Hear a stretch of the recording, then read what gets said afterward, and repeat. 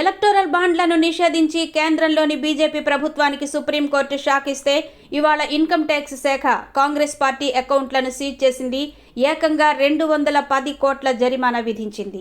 ఎన్నికల వేళ కీలక పరిణామాలు చోటు చేసుకుంటున్నాయి. ఎన్నికల బాండ్లను నిషేధించడం ద్వారా సుప్రీంకోర్టు రాజకీయ పార్టీలకు షాక్ ఇచ్చినా ప్రధానంగా ఎదురు దెబ్బ తగిలింది మాత్రం కేంద్రంలోని బీజేపీ ప్రభుత్వానికే. ఎందుకంటే ఈ విధానాన్ని ప్రవేశపెట్టింది మోదీ ప్రభుత్వమే. ఇప్పుడు ఇన్కమ్ ట్యాక్స్ శాఖ కాంగ్రెస్ పార్టీకి షాక్ ఇచ్చింది. ఏకంగా 4 బ్యాంక్ అకౌంట్లను సీజ్ చేయడమే కాకుండా 210 కోట్ల జరిమానా విధించింది. ఈ విషయాన్ని స్వయంగా పార్టీ కోశాధికారి అజయ్ మాకెన్ వెల్లడించారు.